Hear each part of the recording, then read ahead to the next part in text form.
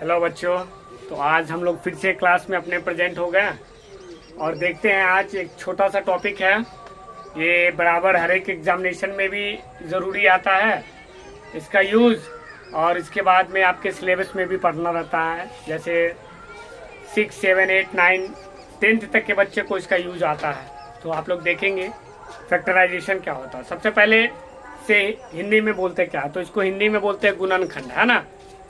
तो फैक्टराइजेशन दो तरह का होता है, एक होता है न्यूमेरिक और एक होता है अलजेब्रिक। ठीक है, तो न्यूमेरिक मतलब होता है किसी संख्या का आपको अभाज्य गुणनखंड कह देगा निकालने के लिए, और उसका घातांक आपसे पूछ लेगा, जो 10वीं में पूछा जाता है, 9वीं में आपको 9वीं के सिलेबस में है।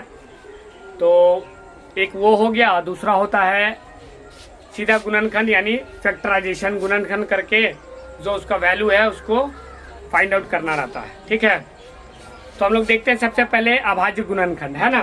तो फैक्टराइजेशन देखते हैं यानी गुणनखंड देखते हैं, यानी फैक्टराइजेशन,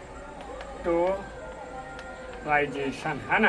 फैक्टराइजेशन मतलब क्या हो गया, गुणनखंड। क्या होता है, गुणनखंड, है ना। तो अगर गुणनखंड कहेगा किसी का भी, ऐसे तो नॉर्मल गुणनखंड अगर आपसे पूछेगा, जैसे मान के चलिए 24 का गुणनखंड क्या होगा, तो 24 का गुणनखंड होता है वैसी संख्या जिससे 24 में पूरी भाग लग जाए, है ना। पूर्णता रूप से ये विभाजित कर दे, वैसी संख्या को कहेंगे 24 का गुणनखंड, है ना। तो 24 का गुणनखंड अगर कहेगा, क्या कहेगा कि गुणनखंड निकालना, क्या है, गुणनखंड। ठीक है, तो गुणनखंड निकालने के लिए क्या होगा, तो 24 का गुणनखंड होगा 1, क्योंकि 1 से पूरा भाग लगेगा 24 में। 2 होगा, 3 होगा, है ना, 4 होगा, 5 नहीं होगा, क्योंकि 5 से 24 में पूरा भाग नहीं लगता है, पूर्णतः विभाज्य नहीं होता है। 6 होगा, 8 होगा, 10 भी नहीं होगा, 12 होगा, 9 भी नहीं होगा, है ना। उसके बाद में 12 के बाद स्वयं 24 होगा। तो ये सारा इसका गुणनखंड हो गया। क्या हो गया, इसका गुणनखंड हो गया, है ना। तो एक ये गुणनखंड होता है, दूसरा होता है फैक्टराइजेशन यानी आपको अभाज्य गुणनखंड। जैसे किसी चीज का भी अभाज्य गुणनखंड निकालना है ना, तो अभाज्य गुणनखंड हम कैसे निकालेंगे। तो अभाज्य गुणनखंड निकालने के लिए देखते हैं, जैसे मान के चलिए आपको दे दिया गया है कि अभाज्य गुणनखंड निकालिए और उसका घातांक बताइए, है ना। करनी और घातांक बताने के लिए आपको कहेगा कि घातांक कितना होगा उसका, यानी पावर कितना होगा। ठीक है, जैसे मान के चलिए आपको दिया है 392, कितना दिया है, 392, है ना। और इसका बोलेगा कि अभाज्य गुणनखंड करिए और इसका 2 का पावर इसमें बताइए, 2 का घातांक कितना होगा, कि 2 का घातांक आपको बताना है ना। तो 2 का घातांक आपको बताना है अभाज्य गुणनखंड कर करके। ठीक है, तो अभाज्य गुणनखंड कर करके आपको 2 का घातांक बताना है। ठीक है, तो 2 का घातांक बताएंगे, तो अभाज्य गुणनखंड करेंगे सबसे पहले 392 का, किसका, 392 का। तो अभाज्य गुणनखंड तो अभाज्य संख्या से होगा, और अभाज्य सबसे छोटी अभाज्य संख्या क्या होती है, 2 होती है। ये सबसे छोटी अभाज्य संख्या होती है, 2 क्या होती है, सबसे छोटी अभाज्य संख्या क्या होती है, सबसे छोटी अभाज्य संख्या। तो सबसे छोटी अभाज्य संख्या 2 होती है ना। तो जब ये सबसे छोटी अभाज्य संख्या 2 होती है, तो सबसे पहले किसी भी अभाज्य गुणनखंड को निकालने के लिए क्या करते हैं, 2 से इसमें डिवाइड करते हैं। तो जब भी 2 से डिवाइड करेंगे, और हमको क्वेश्चन में क्या निकालना है कि 2 का घातांक आपको बताना है कि 2 का पावर कितना आएगा, है ना। तो 2 से इसमें डिवाइड लगाएंगे, जब ये 2 से 392 में डिवाइड लगाते हैं तो कितना आएगा, 2 एकम के 2, 1 और 9, 2 9 18, फिर आ जाएगा 1 और 2, 2 6 12, है ना। तो आपको आ जाएगा 196, 196। फिर इसको 2 से डिवाइड करेंगे, मतलब जितने टाइम 2 से डिवाइड अगर ये हो रहा है उसको करते जाएंगे। क्यों, क्योंकि इसके इकाई का स्थान पर कितना है, 6 है, तो ये 2 से लगेगा ही। और सबसे छोटी अभाज्य संख्या क्या होती है, 2 होती है। इसलिए अभाज्य गुणनखंड में सबसे पहले क्या करेंगे, 2 से लगाएंगे। 2 से लगाएंगे तो कितना होगा, 2 से लगाने का मतलब है 196 में इसमें डिवाइड करेंगे तो आपको कितना हो जाएगा, 98 होगा। क्या होगा, 98, है ना।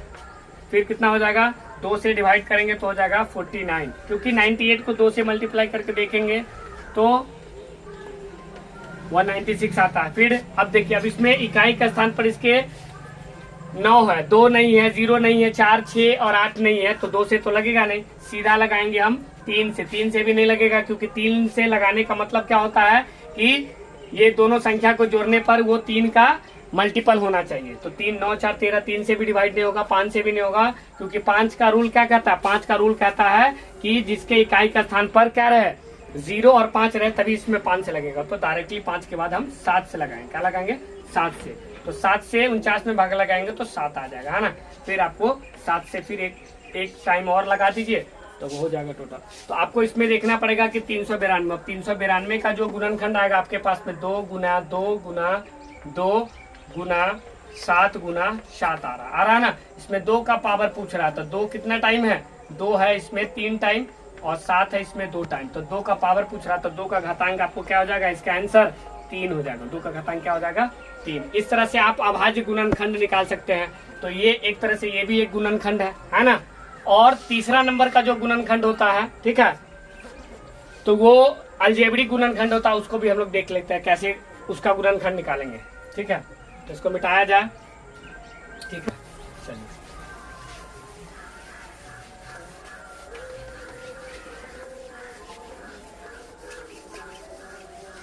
जैसे देखिए, जैसे आपको अलजेब्रिक गुणनखंड निकालना रहेगा तो एक्स स्क्वायर, कोई द्विघात समीकरण दिया हुआ है, x square plus 7x plus 12, तो इसका कहेगा कि गुणनखंड आपको बताना है ना।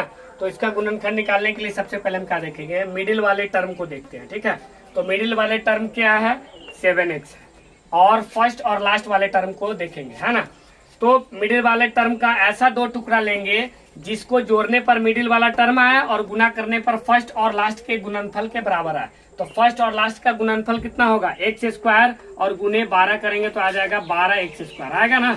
तो 12x स्क्वायर। तो ऐसा 2 टर्म लेना है, मिडिल वाले टर्म का ऐसा 2 टुकड़ा लेना है जिसको जोड़ने पर आ जाए मिडिल वाला टर्म, यानी 7x का 2 टुकड़ा हम ले लेते हैं, मान लीजिए 3x और ले लेते हैं 4x। तो 3x और 4x को जोड़ेंगे तो 7x आएगा, और दोनों को गुना करेंगे, 3x इंटू 4x करते हैं तो हमारे पास आता है 3 चौके 12, और x और x से गुना हो जाता है 12x स्क्वायर, यानी फर्स्ट और लास्ट के गुणनफल के बराबर आ रहा है। तो हम क्या लेंगे, इसी दोनों टर्म को लेंगे। तो हम इसका गुणनफल लिखेंगे x square plus 3x plus 4x plus 12, है ना, क्योंकि 3x और 4x को जोड़ेंगे तो हो जाएगा 7x, और 3x और 4x को मल्टीप्लाई करते हैं तो फर्स्ट और लास्ट टर्म के मल्टीप्लिकेशन के बराबर आता है ना। तो हमारा ये गुणनखंड यानी फैक्टराइजेशन एकदम सही होगा, है ना।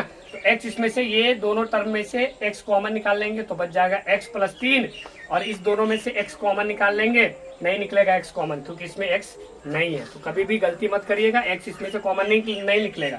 इसमें से 4 कॉमन निकलेगा क्योंकि 4x है और ये 12 है, तो 4 कॉमन निकालेंगे, बचेगा x प्लस 3। ठीक है, जब ये दोनों आपको एक समान दिखे तो आप समझिएगा कि आपका सवाल सही है।